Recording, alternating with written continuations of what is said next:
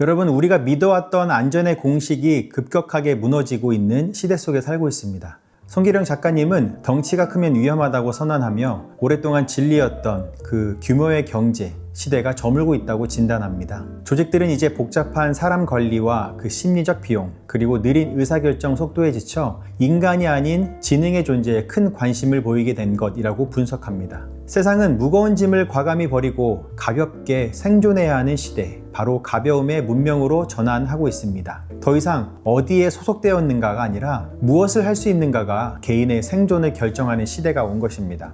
그렇다면 이 급격한 시대의 흐름 앞에서 우리 교회와 개인의 신앙은 과연 세상의 중량물을 벗어던지고 가벼워지고 있는지 한번 깊이 있게 생각해 볼 필요가 있지 않을까요? 우리의 시선을 교회 내부로 돌려보겠습니다. 우리는 입술로는 교회의 목적이 영혼 구원이라고 고백하지만 정작 우리의 에너지는 어디에 집중되고 있는지 솔직하게 돌아볼 때입니다. 겉으로 드러나는 웅장한 건물, 화려한 이벤트, 보여주기식 프로그램들, 이 모든 것이 사실상 교회의 몸을 중량화시키고 있지는 않은지요. 수많은 헌신적인 인력이 영혼 구원이라는 본질이 아닌 이 중량물을 유지하기 위한 비본질적인 일에 투입되어 영적으로, 육적으로 소진되고 있습니다. 모두가 지쳐가면서도 이 짐이 과연 누구에게 보이기 위한 것인지 질문하기를 멈춘 채 익숙한 궤도를 따르고 있는 것은 아닐까요? 우리의 신앙생활 역시 마찬가지입니다. 율법적인 의무감, 남에게 인정받기 위한 봉사, 외형적인 종교 행위 같은 무거운 짐으로 가득 차 있지는 않은지요. 작가님은 패러다임의 변화 시기에는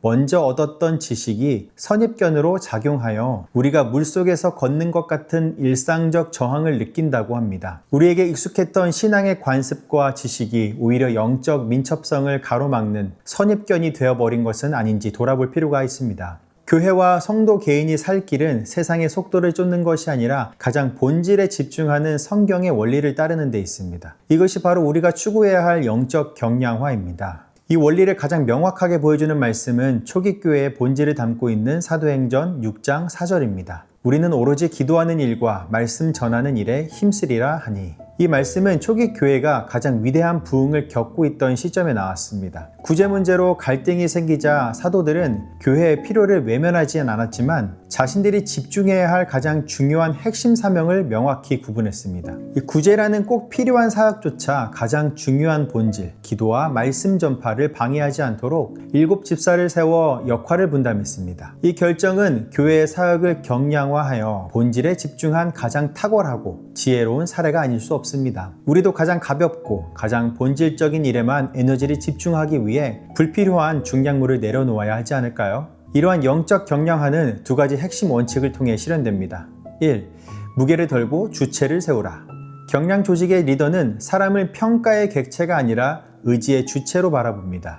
교회 리더십 역시 성도를 사역의 도구가 아닌 하나님과의 관계 속에서 자율적으로 움직이는 주체로 세워야 합니다. 우리가 경쟁하게 하는 것이 아니라 서로를 믿게 하는 것이 더 큰 시너지를 낸다는 원리를 깨달을 때 불필요한 일에 지치지 않는 건강하고 신뢰 가득한 공동체가 될 수 있습니다.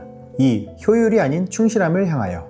AI가 효율을 추구할 때 인간의 존재 이유는 섬세함과 충실함에 있습니다. 작가님은 AI가 효율을 추구한다면 인간은 충실함으로 본인의 존재 의미를 밝히게 됩니다. 그리고 그 대상 역시 섬세한 인간을 향합니다. 라고 말합니다. 우리 교회와 신앙의 충실함은 겉으로 보이는 행사가 아닌 가장 섬세한 대상인 한 영혼을 향한 진정한 관심과 사랑에서 나와야 합니다. 우리 개인의 신앙도 외부의 시선이나 율법적인 의무가 아닌 하나님과의 1:1 관계라는 가장 가볍고 본질적인 곳에 에너지를 집중해야 하지 않을까요? 우리는 지금 오래된 시대의 끝을 목격하고 있습니다. 그렇기에 지금이야말로 교회와 성도 개인이 복음의 본질로 돌아가야 할 때입니다. 첫째, 교회는 불필요한 사역을 경량화하고 성도를 의지의 주체로 세워 영혼 구원이라는 가장 본질적인 사명에 집중해야 합니다. 둘째, 개인의 신앙은 익숙한 신앙의 짐과 선입견을 벗어던지고 기도와 말씀 전파라는 초기 교회의 원칙에 따라 영적 민첩성을 회복해야 합니다.